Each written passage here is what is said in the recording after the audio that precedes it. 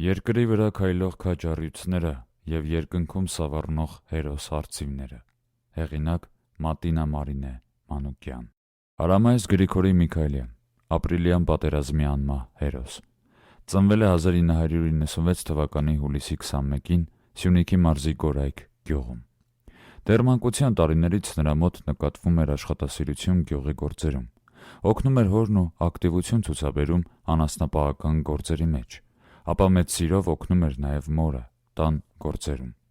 Դպրոց հաճախել է 6 տարեկանից, սկզբում պայմանական, քանի որ փոքր էր, բայց ցուցաբերելով բարձր առաջադիմություն շարունակել է ուսումը։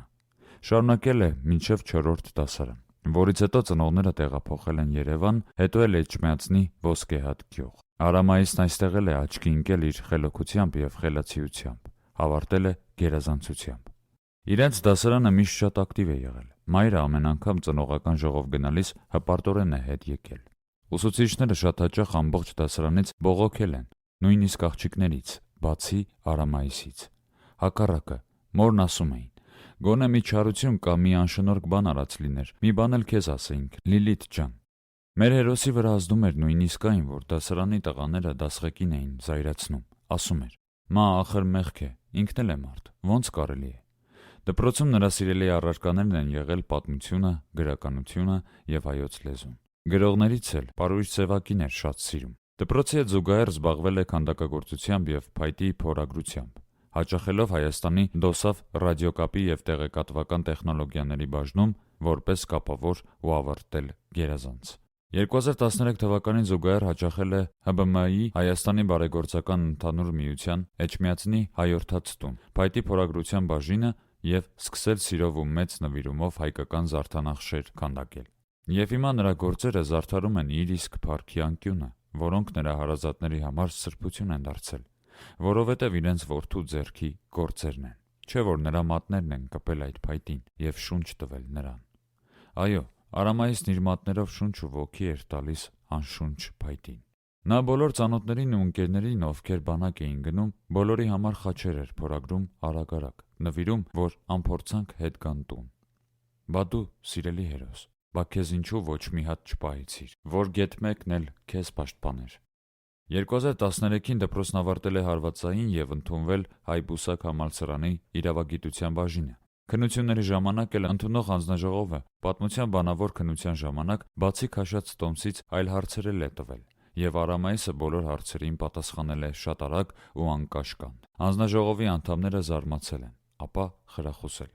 Կուրսում աչքի ընկնող է եղել իր խելացիությամբ, աշխատասիրությամբ ու բարձր առաջադիմությամբ։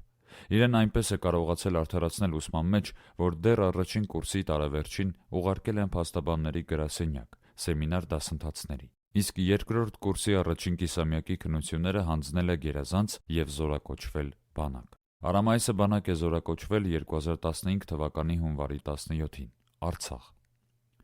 Նա իր ծառայության ընթացքում խաչեր էր պատրաստում, նվիրում ընկերներին։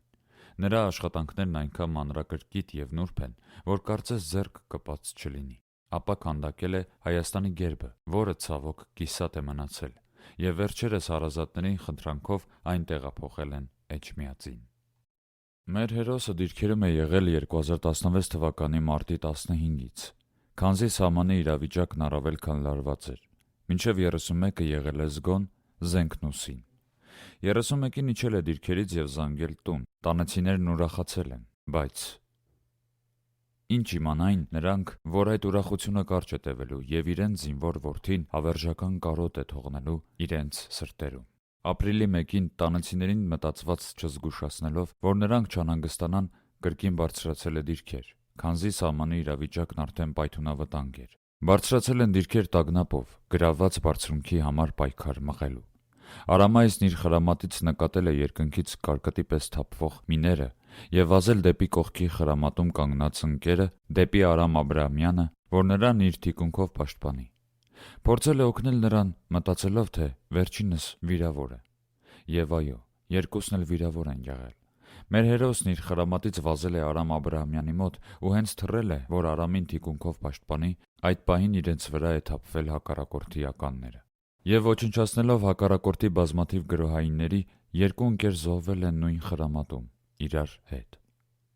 հավերժ փառք նրանց հիշատակին։ Սա պատմել է կողքի խրամատում հրաշքով ողջ մնացած նրա մյուս ընկերը, ազգությամբ եզդի Խուդոյան Գևորգը, ով այդ պահին գլխի հատվածում ծանր վիրավորում է ստացել ականի բեկորներից։ Եթե Արամայիսն էլ չվազեր կողքի խրամատ, նա ևս այսօր մեր կողքին կլիներ, թեպետ գուցե էլի բազում վիրավորումներ ստանալու գնով։ Հերոս ջան, ինչ ասել, ինչպես ասել։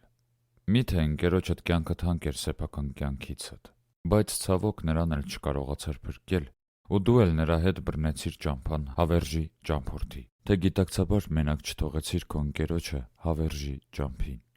Ահա սա է իսկական անձնուրաց ընկերությունը։ Ահա այստեղ է, որ ասում են ընկերոջ համար կյանքը կտա, և տվեց։ Ապրիլի 2-ին հերոսի ընտանիքը հարսանիքի էին հրավիրված, բայց մայրն այնքան ընկճված էր, կոտրված, բայց ու չէր հասկանում ինչու։ Գուցե մայրական սիրտն էր կանխազգում։ Գուցե։ Այդ օրը զանգել է որդուն ու խոսքի մեջ ասել, որ մի տեսակ չի ուզում գնալ։ Արամայիսն ասել է. իջել ենք դիրքերից, ինչ է եղել, հանգիստ գնա, բայց արդեն կրկին բարձրացած է եղել դիրքեր։ Մայրը մի տեսակ չգիտես ինչ զգալով հարցրել է. հաստատ իջել եք։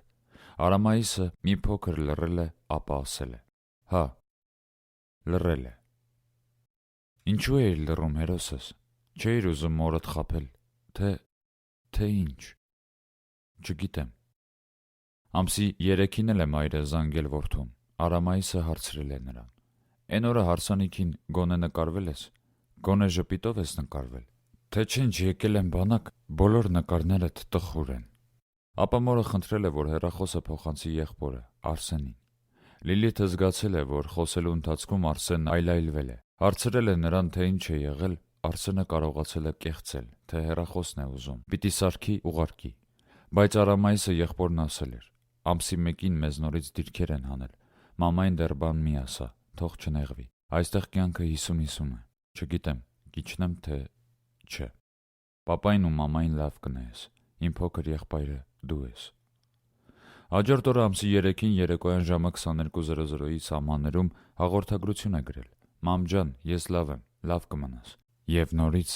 լավ կմնաս։ Ամսի 4-ին արդեն լուրջ չկար։ Լիլիթի զանգերը մնացել են անպատասխան, քանզի որդու հեռախոսն անհասանելի էր։ Ընտանիքն արդեն անհանգիստ էր։ Տիկին Լիլիթի տագնապին այլևս սահման չկար։ Ամսի 5-ին Արամայիսի քեռին գնացել է Հադրութ ու զանգել քրոջը, Լիլիթին։ Լիլիթը խնդրել է, որ հասնես Արամայիսի մոտ, հեռախոսը տուր ձայնը լսեմ։ Եղբայրն ասել է, որ հասնեմ։ Ապա հերոսացի մորն ասել է, ծանր վիրավոր է. երանի այդպես լիներ։ 2016 թվականի ապրիլի 4-ին Ջեբրայիլում թշնամուն հետ մղելիս զոհվել էր մեր հերոսը։ Զոհվել էր թեժ ու անհավասար մարտում, ականի պայթյունից։ Նա զոհվել էր ծառայակից մտերիմ ընկերոջ Արամ Աբրահամյանի հետ։ Փառք նրանց հիշատակին, լուռ ու ցաված սրտով խոնարհվում եմ նրանց առջև։ Մեր հերոսը միշտ սիրել է ասմունքել ու կրկնել Հովհաննես Թումանյանի տողերը. գործն է ամմա, լավ իմացեք, որ խոսում է դարեդար, երնեք նրան, ով իր գործով կապրի անվերջ անդադար։ Սիրելի հերոս, դու էլ քո գործով, քո սխրանքով անմահացար, քեզ էլ կհիշենք անվերջ անդադար, ինչպես ասում է մեծն հեղինակ Հովհաննես Թումանյանը։ Քեզ երբեք բացակա չենք դնի։ Նա միշտ շատ ուշադիր էր իր հարազատներին, ազգականներին, մտերիմներին, ոչ մի տոն ու առիթ բաց չէր թողնում զանգելու, թեկուզ կարճ, բայց շնորհավորելու նրանց, անգամ դիրքերից։ Եվ երբ ընդամենը մեկ օր ապրիլի 4-ին նրանից լուր չեն ստացել, մտածել են, որ անպայման ապրիլի 7-ին կզանգի, Արամայիսի պարագայում այլ կերպ անհնար է։ Բայց նա պիտի արձակուրդ գար։ Այդ արձակուրդն օրինական էր հասել նրան։ Պիտի գար, սակայն չհասցրեց։ Քանի որ նա զբաղվում էր քանդակագործությամբ ու փայտի փորագրությամբ, երազում էր զորացրվելուց հետո արվեստանոց բացել։ Նրա գործն այսօր շարունակում են մայրն ու եղբայրը։ Իրենց նախաձեռնությամբ Նարեկացի արվեստի միությունում բացվեց Արամայիսի հեղինակային աշխատանքների ցուցադրությունը, ապա տեղի ունեցավ «Քեզ հետ, բայց առանց քեզ» հուշագրի շնորհանդեսը, որտեղ ներկայացված էին Արամայիս Միքայելյանի մոր, հերոսացին տիկին Լիլիթի և հարազատների հիշողությունները։ Վերջինս որդու մեդալը ստանալիս ասել էր. երբ Արամայիսից բանակ էի ճանապարհում, ասեցի. բալես ցավդ տանեմ, քեզ ճանապարհում եմ, մենակ խնդրում եմ, պարտքդ կատարիր փառքով, վերադարձիր անփորձանք։ Այսօր բոլոր զգացմունքներս խառնվել են իրար, եւ հուզմունք եւ ցավ, եւ խորը կսկիծ ու միաժամանակ հպարտություն, որ արժանի զավակ եմ մեծացրել։ Այս ցավն իմն է, չգիտեմ, կարող եմ հաղթահարել, թե ոչ։ Շատ դժվար է,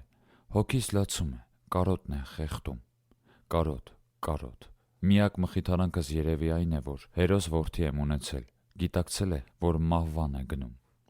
Ու այսօր հերոսացի մայրը զինվորների մեջ է փնտրում իր որդուն, փնտրում եւ չի գտնում, բայց եւ խոստովանում է, որ նաեւ հակառակն է լինում, զինվորների մեջ տեսնում է իր որդուն։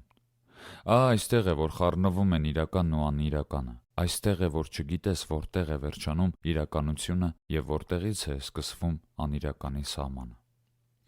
Մեր քաջը հետմահու պարգևատրվել է ՀՀ արիություն եւ Արցախի մարտական ծառայություն մեդալներով։ 2017 թվականի ապրիլի 5-ին Էջմիածնի Ոսկեհատ գյուղի Պանթեոնում, որտեղ ամփոփված է նա, բացվել է նրան նվիրված խաչքար, որը կանգնեցվել է ընկերների ջանքերով, իսկ վրան փորագրված է «Իմ ձեռքերով քո տաղանդն եմ հավերժացրել»։ Այսպիսին էր մեր հայրենասեր քաջը, մեր անմահ հերոսը, մեր Արամայիս Միքայելյանը, ում առաջ ես խոնարհվում եմ եւ պատվի առնում ասելով. պատիվ ունեմ։